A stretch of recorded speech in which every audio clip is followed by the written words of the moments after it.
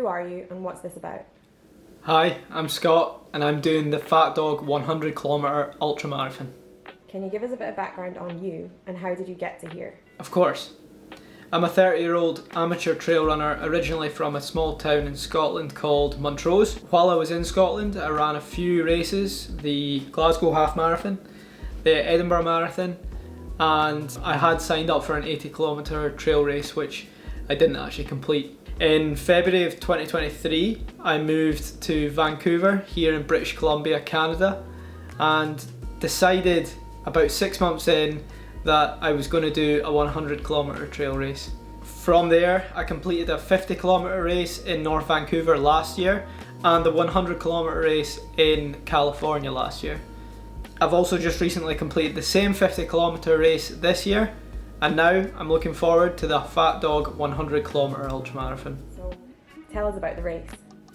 The Fat Dog 100k is a trail race that takes place in Manning Park, British Columbia, here in Canada. It's part of the wider Fat Dog 120 series, which includes a 120 mile race, a 50 mile race and a 40 mile race. It's a point-to-point route which starts you off at the Cascade Recreation Area along Highway 3 and takes you over 100 kilometres and 4,000 metres of elevation gain to finish at Lightning Lakes in Manning Park. The route covers all sorts of terrain, including meadows, forests and technical rocky terrain, and honestly I cannot wait to get started. Some of the scenery looks amazing and it's going to be a very fun challenge for me. We left Vancouver on the Friday and made our way across the province to Manning Provincial Park. It was a 3 to 4 hour drive, taking us through the city with a detour for gels, then on past Abbotsford, Chilliwack and Hope before we joined Highway 3 and made our way along to Manning Park Resort.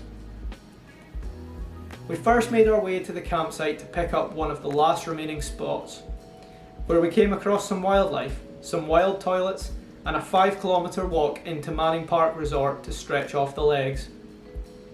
Once there, I was able to pick up my bib number following a mandatory gear check and put my drop bags away ready for the race.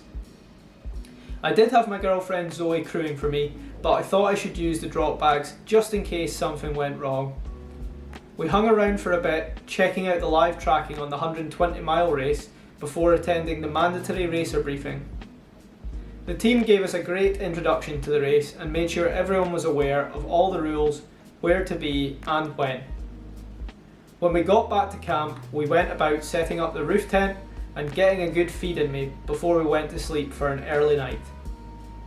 Race day then came around and I made sure to eat some overnight oats and electrolytes before we took off for the start line.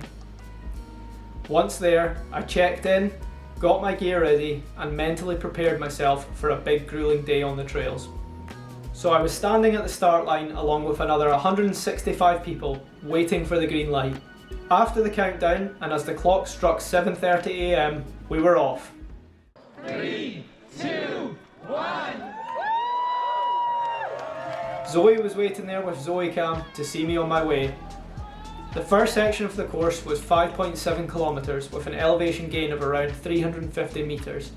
Quite a steep start to the race. All of the trail along this section was a single track along the Skagit Bluff Trail, and it was not easy to overtake, so I settled into an easy start to get me through this section. We started alongside Highway 3 before driving into the dense forest.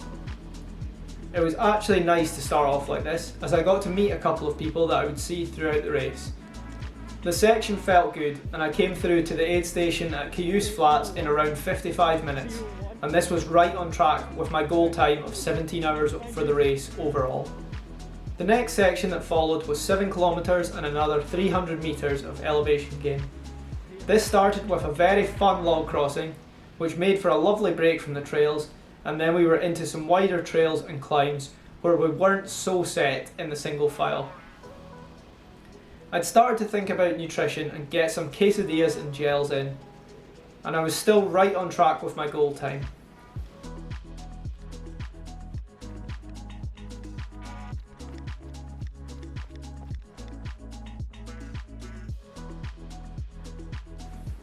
At this point, I just want to say a massive thank you to the volunteers at all these aid stations They really are the reason that these races are successful. I took off from the Granger Creek aid station, heading towards Zoe, waiting for me 15.5 kilometres and 1,000 metres elevation further down the road at Hope Pass. 13.5k in, feeling really good, much better than I felt in other races. Trying to just take it easy. We were still in the forest towards the start of this section, but as we got going I was able to get a few sneak peeks of the mountains I'd be wrestling with later in the day out in the open sunshine. I tried to keep on top of my calories as best I could, but probably didn't do quite enough. This section introduced me to more new people, and first I met up with fellow runner Robert, a student from out east who'd made Chilliwack his home for an internship. Robert even kindly filmed me running from behind as well. We stayed together for quite a bit, even including a very near miss for this channel. I just dropped the GoPro, didn't realise, and someone else picked it up. Big thank you, she's back there. This section had an absolutely brutal climb. So brutal I actually got very limited footage showing how tough it was. It was so rough I forgot to turn off the GoPro. We managed to get to the top of this and came to our first of many meadows throughout the day. These were absolutely stunning and just a taste of what was to come later. Once we'd gotten through this section, we were onto the dirt forest roads. The maps on my watch actually lied to me and told me the aid station was approaching, but it turned out we still had a further 600 metres to run on. Something I was not delighted about at the time. It did give me a chance to meet fellow filmer Cam Burney, and we shared the last run to the aid station. We heard the roars and the bells of the crowds at the first crewed aid station, and we set about fueling up. Hello. How are you? And then Answer about the aid station? Like, are you going to look with your eyes? time goes fast when you're running 28k. Once I had stopped and eaten what I thought was enough food, spoiler alert, it was not, I set off again into the heat. I was around 10 to 15 minutes behind my goal time at this stage, and I wasn't aware of what was to come. To get to the next aid station at Nickerman Lake, it was another 12.5 kilometres and 470 metres of climb. We passed back through some of the same route down to Hope Pass, but tailed off when we got to one of the meadows and made our way along to the lake. This section took quite a bit longer than I'd suspected, and I ran out of water, which really hampered my progress. I got into the aid station about half an hour behind goal pace and was now around 40 kilometres into the race in just under 7 hours.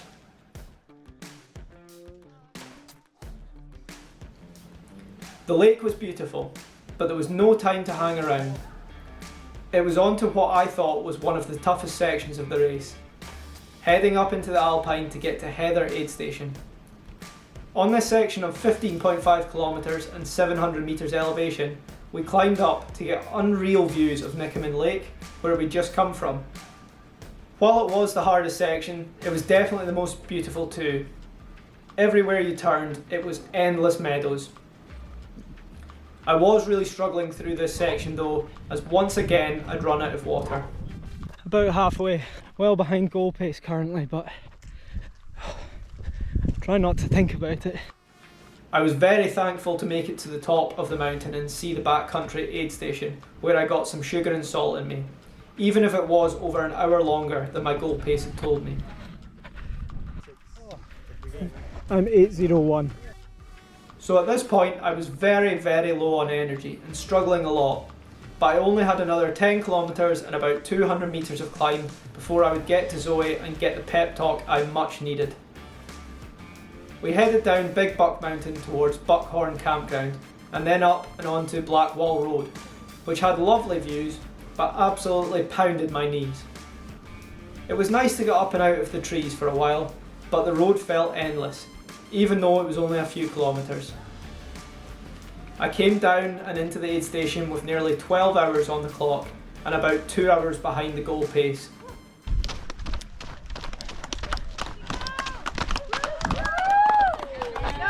Thanks. Hello. This entire middle section was where I lost my time, and it was all due to the lack of food I'd got in me, so I made sure to sit and take 15 minutes to eat lots of mashed potatoes, pasta salad, potato chips and chocolate biscuits. Style icon. Might pull out. No, you're not gonna pull out. Maybe I'll make a smile on his pocket.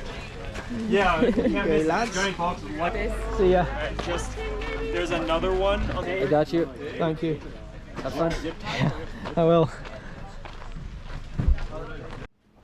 Have fun, he says.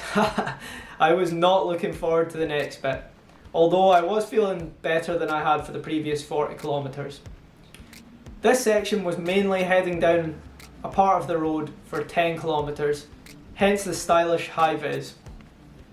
Again, this was just road after road after road, but I did have some good views and I did make good time.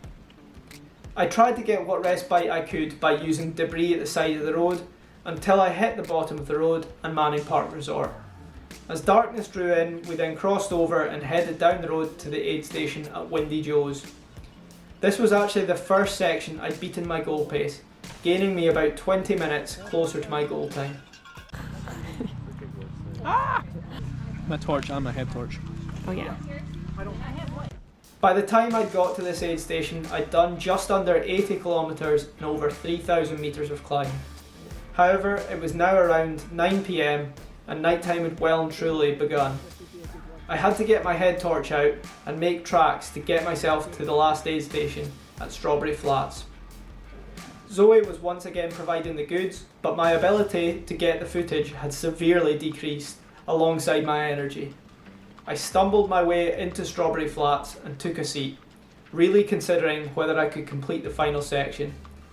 My head was gone, I was absolutely knackered, and I still had 17.5 kilometres and 1,000 metres to climb. At this point, I think my race was done.